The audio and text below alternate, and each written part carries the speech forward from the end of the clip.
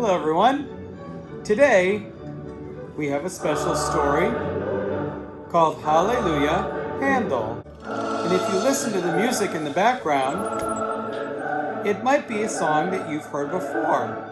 How many of you have heard this song before?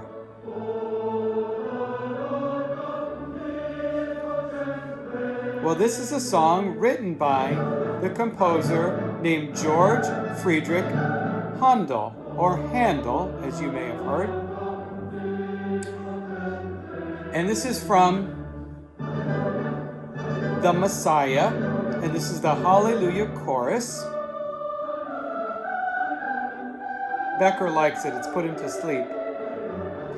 And I'm wearing a fancy wig, much like you may have seen on someone in the time that Handel lived, or on Handel himself, and a nice tricorn hat. And we have the story by Douglas Cowling and Jason Walker. And in this story, we're going to hear about how this song became famous. And also how Handel helped children in England and around the world. The first dedication, it says, "For my wife Elizabeth, and 25 years of brilliant harmonies and spirited counterpoint." And the illustrator says, "For my best friend, my wife Amanda, I did not understand worship until I met you."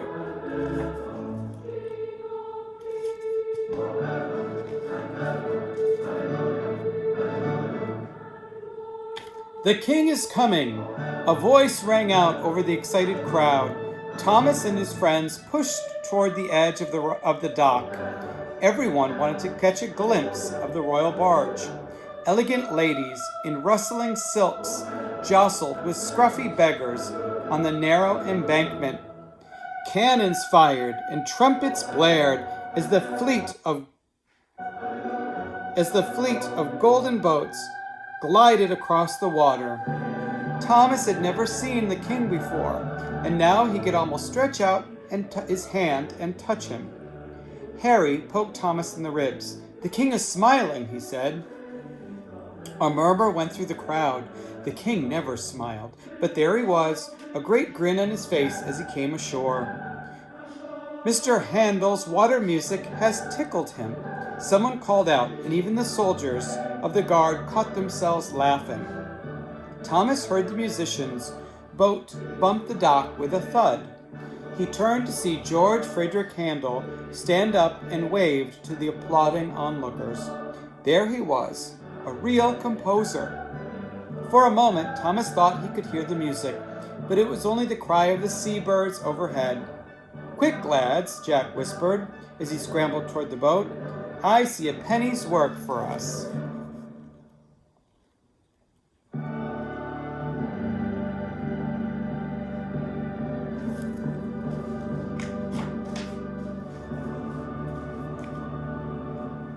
Master Handel, too, had a smile on his face.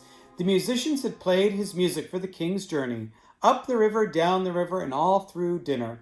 And now he could feel the king's gold coins jangling in his pocket. Harry jumped onto the gangplank and took off his tattered hat. "A penny to carry your instrument, sir," he pleaded. Jack and Thomas, they'd be good boys for the work, too. The three ragged street boys looked up hopefully as Handel came down the gangplank.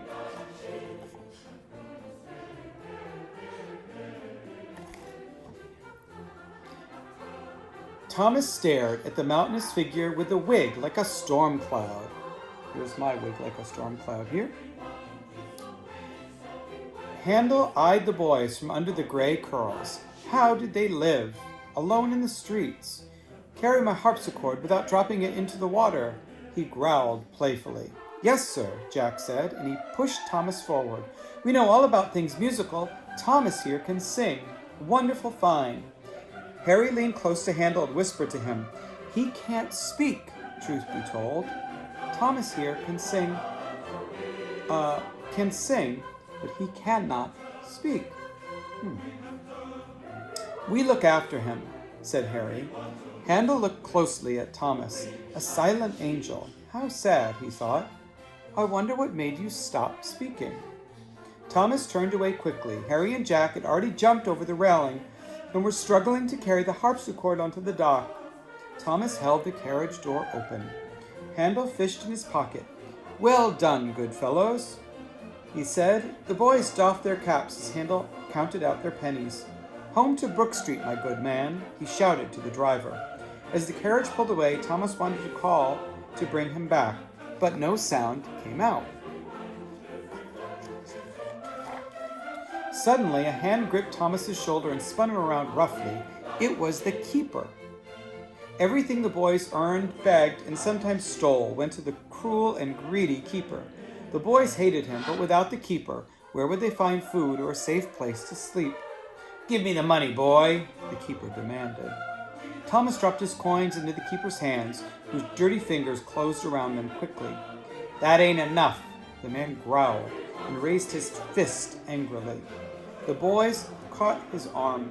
Thomas will sing tonight, keeper, Jack promised. He'll make you that money. You know the ladies love his voice. The keeper looked at Thomas's frightened face.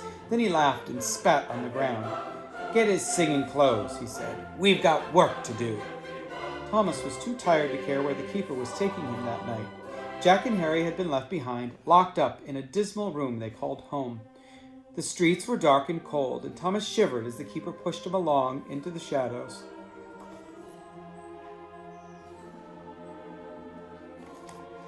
Just when the boy could go no farther, the keeper knocked at a great oak gate, and the door swung open.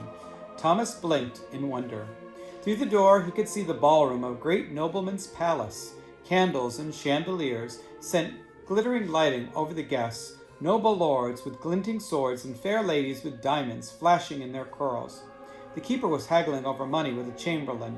3 pence to hear the boy sing like an angel, he demanded. Thomas moved forward, peeking around a pillar. His ears filled with the sweet sounds of flutes and violins. The dancers moved like marionettes, stiff in their jeweled silk and powdered wigs. On a table, amid the flowers and silver plates, stood a girl. Thomas was amazed at how she stood, a living statue, a human centerpiece for the party. She smiled at him shyly. Have you come to sing? She whispered. Thomas nodded and backed away. He was afraid the keeper would catch them talking.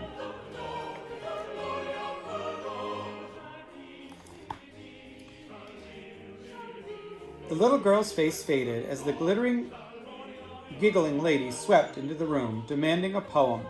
The girl curtsied and began to recite. The charming doll amused the bored, wealthy guests.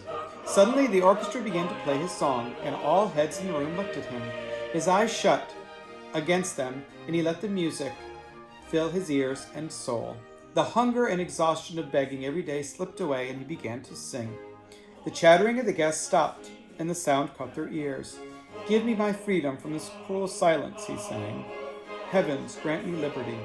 The music seemed to waver out of tune, and Thomas gasped for breath. The candles swam before his eyes. What was happening? Thomas fell forward and fainted. Strong arms caught him. What's wrong with you, boy? Are you ill? A deep voice asked. Thomas opened his eyes. He was looking into the face of Master Handel. The composer held Thomas's trembling body in a safe embrace. You seem to have dropped from the heavens, the composer smiled. Where did you learn to sing my music? Thomas could only shake his head and close his eyes. In a moment, the keeper appeared. He shifted from foot to foot in a nervous dance. Master Handel, you must excuse me. The boy is a lazy scoundrel. He'll be punished, I promise. Handel looked closely at the keeper without answering. The keeper continued. He sings his music right well, sir, but he needs a firm hand. Yes, a firm hand. He needs bread and milk, not beating, he said. Here, take this and see that he gets some food. The keeper bowed and took the coins from Handel. He turned to Thomas and smiled warmly. When you get better, come to see me at the opera house, he said. I will hear you sing again. Good night, my mysterious little friend. Thomas watched Handel disappear into the crowd, and he felt the keeper's fingers on his arm like claws. He opened his mouth to cry for help, but nothing came out. The keeper hissed, "You'll regret this tonight, my boy. Get going."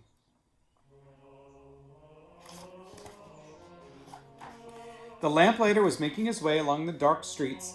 Handel climbed into his carriage, and from the shadows he watched the keeper and Thomas disappear down a narrow lane. Handel put his cloak around him, grumbling, "Rain again? Oh, how do these English stand it?" Water streaked down the glass, and Handel's thoughts returned to Thomas and his poor friends in the streets.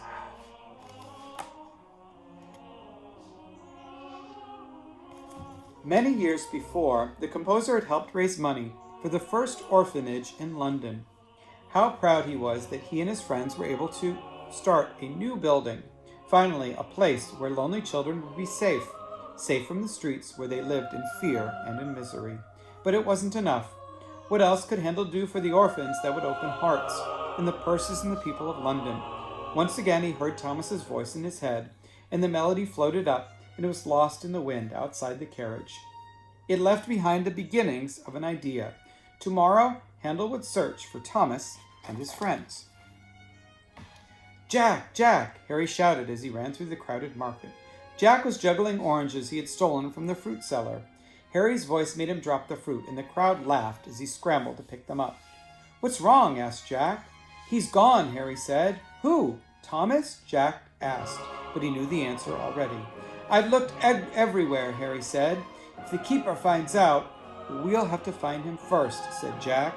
The last time Thomas disappeared, the keeper had sworn if it happened again, Jack and Harry would get a beating they would never forget. "Why don't we see if Master Handel can help? Maybe Thomas tried to visit him." Harry agreed. "I heard he conducts his music along the promenade at Vauxhall Gardens. That's where we'll find Master Handel." So the boys set off to find him.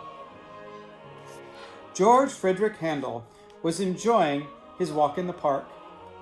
Garland pavilions offered sweets and ices, and in the trees there were tiny lanterns like stars in the night sky. From every branch, the happy songs of exotic birds in gilded cages could be heard. It was a magical fairyland. Handel was now famous in London, and he raised his hat and bowed as people recognized him and called out, "Bravo! Bravo!" Handel sat down at a table. Immediately the conductor stopped the music, and the musicians craned their necks to catch a glimpse of the composer. "Master Handel," the conductor asked, "what shall we play for you?" "No more water music," said Handel. "I pray you, good sirs, my shoes are still wet from the last voyage." It's a joke because he wrote a song called Water Music. Everyone laughed. "Perhaps they can dry them out with a few fireworks." The crowd applauded, and in a moment the orchestra blazed into sound with Handel's music called Royal Fireworks. The trumpets sounded, bright as lightning, while the drums shook the crystal lanterns with their thunder.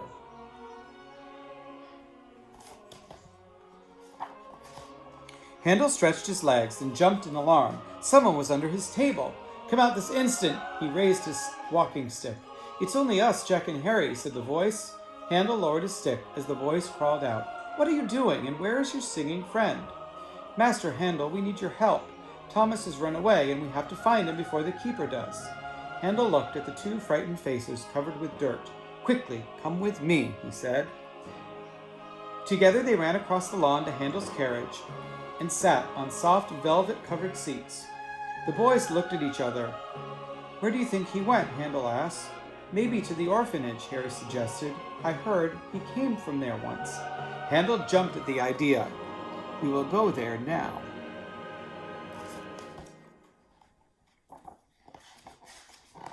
Handel and Jack hardly knew what to expect. They had never gone beyond the alleys and back lanes of the keeper's world. They were now riding through the stone arches of the Foundling Hospital, a bright new school for orphans. All around them, girls and boys were doing their lessons. One on a bench, sewing, hoping to become a seamstress. A few older boys were braiding rope. In a few months, they might join the Royal Navy as cabin boys. When they saw Handel's carriage in the courtyard, they dropped their work and ran over to greet him. "A song for the master!" someone cried out. Soon the whole courtyard rang with the sound of children's voices. Well done, said Handel. Who composed that beautiful music? That was yours, Master Handel, a little girl answered, and Handel laughed. What music will you perform at the concert tomorrow? An older boy asked. Something special. I call it my Messiah. Will you come? The children cheered. Such a commotion. Back to your lessons, a voice called out from behind them. A matron strode toward them. That was their teacher. Handel tipped his hat to her. My good woman, he said, do you know whether a boy named Thomas was a student at this school? You are sure to remember him. He cannot speak, but he sings like an angel. Oh, Thomas, she said, I could never forget him. A sweet lad, but he couldn't stay. Some doctors examined him and decided he had an imbalance in his mind. They decided to lock him up for his own safety. Lock him up, Jack cried. Where? The matron looked at the boys and shrugged her shoulders. He never did anything wrong. I think we must visit Bedlam, Handel said softly. Well, all I can say, God bless him, said the matron, if he's in that place. It's a madhouse, Jack whispered to himself. Handel's carriage clattered through the crowded city. It was a maze of narrow streets. They were now in a different part of the city. No beautiful music and no bright lights. No use letting the keeper know where we are, whispered Harry. They crouched down to hide because the keeper was near. Handel said nothing. He wondered if the keeper was out there watching or following them. They had to find Thomas. Handel looked at the faces of Jack and Harry, and he seemed to hear Thomas's voice rising from the streets. But it was his music of the Messiah. The voice faded in the tolling of the great bell, and they arrived at an old building with high stone walls and dark-covered windows. I don't like the look of this, Jack whispered. Handel knocked on the heavy iron door, and it opened. Stay close to me, boy, said Handel. The hospital of St. Mary of Bethlehem is a strange and disturbing place. They walked down a dark corridor. Through the open door they could see a doctor, and a boy sat in a chair. The doctor had a violin, and as he played, the boy shook his head in time to the music. Is that Thomas? Jack asked. No, your friend is not here, said the doctor. This lad suffers terrible nightmares, and my violin helps him to sleep. But Thomas was here at one time, wasn't he? The doctor put down his violin and looked at them. Yes, Thomas was here. He gave me hope. A man came in one day and offered to give Thomas a job singing in a musical show, and we had to let him go. Has he ever been back? They asked. No one comes back to Bedlam, my boy. He was fond of your songs, Master Handel. I marveled at how well he knew them. Handel clapped his hands. Of course, he said, that's the solution. The boys looked at him. Thank you, Doctor, Handel said. Come, boys, we have not a minute to waste. We must go to the place where Thomas learned my songs. The carriage jangled and the horses ran through the city. Finally, it stopped before a huge door plastered with a poster. Opera Tonight by Mr. Handel, sold out. Why do you think he's here? Harry asked. Handel jumped out of the carriage and ran up the steps. Before he could answer, Hurry, Handel panted. We must get inside before anyone recognizes me. They climbed to the balcony of the theater and they could hear the sounds of the orchestra tuning up. Jack and Harry could not believe their eyes. The stage shimmered in the light of candles, hidden in the scenery, and the orchestra began to play. A painted cloud opened, and a beautiful queen floated down on the stage. Handel's head turned in surprise. Listen, he said, there are two voices singing, not just the queen's. The boys leaned forward. It was far away, but they could hear it. We must find that voice, said Handel. Handel and the boys waited until the performance had finished. The audience applauded wildly and called out, Bravo! Behind the curtain, Jack and Henry grinned and pretended to bow. As the crowd filed out of the theater, it became empty. Handel took a lantern. Let us begin our search. Where are we? He said. I don't like this very much. Gradually, their eyes began to pick out shapes in the darkness. This looks like a ship, and there's a queen's throne. We're backstage now, said Handel. These are the sets for my opera. Quiet, I hear something, Handel whispered. Someone is singing, and it's coming from the stage.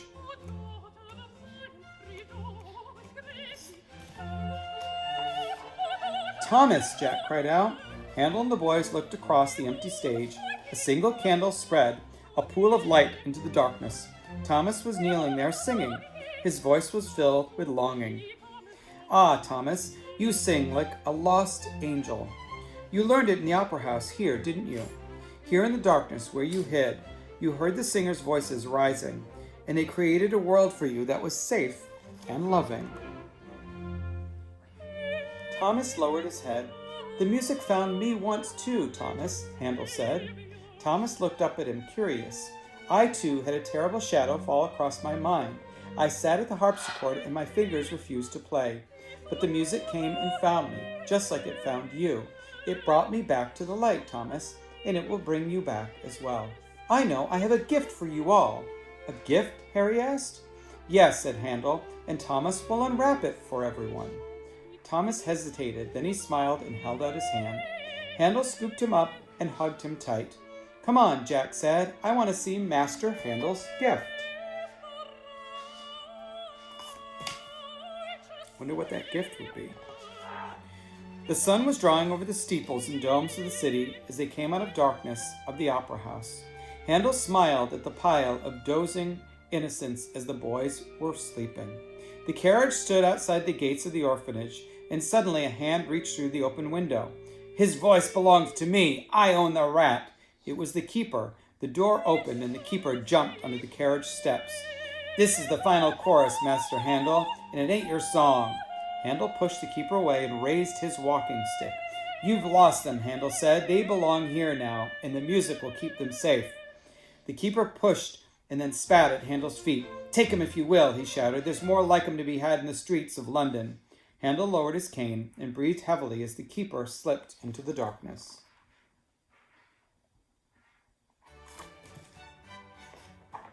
Where are we? Are we almost there? Said Jack.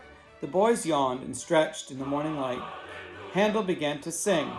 His deep bass voice boomed across the courtyard. Still singing, he strode across toward the chapel where the orchestra could be heard tuning for rehearsal. Jack, Harry cheered and ran after him, and even Thomas broke into a run to catch them. Sunlight peered through the windows of the chapel, and the school children entered in pairs. The orphans did not turn around and look at the musicians in the gallery. Handel took his seat at the keyboard while Jack and Harry pumped the bellows of the great organ. Thomas stood beside the organ with the singers. The notes climbed higher and higher. The violins fluttered like angels' wings. Handel raised his hand, and Thomas began to sing. The choir answered him.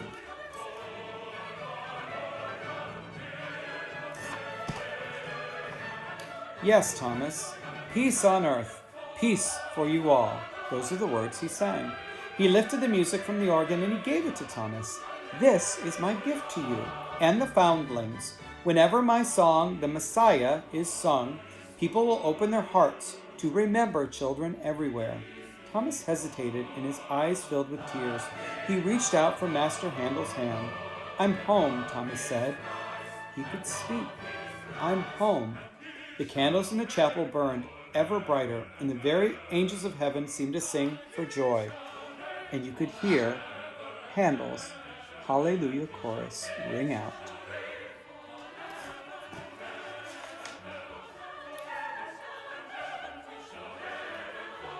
Hallelujah Handel began with a question. Why is the Hallelujah chorus the most popular and recognizable piece of classical music? And why do people jump to their feet when they hear it? This is the author's note. My research took me through 18th century London, a time when the city was at its most beautiful and musical. George Friedrich Handel was at the center of it, writing music for a royal barge procession on the river for a fireworks display. The rich and famous rushed to see operas and danced to the music at the balls.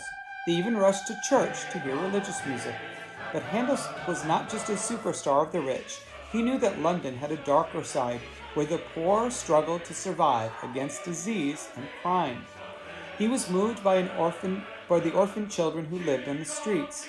He joined a group of men and women to build the Foundling Hospital, the first orphanage and school in London. There, children who had only known starvation and fear began a new life. And to raise money for the school, Handel started to perform his Messiah. The combination of great music and an opportunity to help children was irresistible. It seemed that all of London came to those concerts to help the orphans. When Handel died, he left his score of the Messiah to the Foundling Hospital, and by then the music had become forever linked with those children. And so every time we hear that wonderful Hallelujah chorus, especially at Christmas, we are reminded that the spirit of love and humanity will always conquer fear and poverty. And that was Hallelujah Handel by Douglas Cowling, and the pictures by Jason Walker.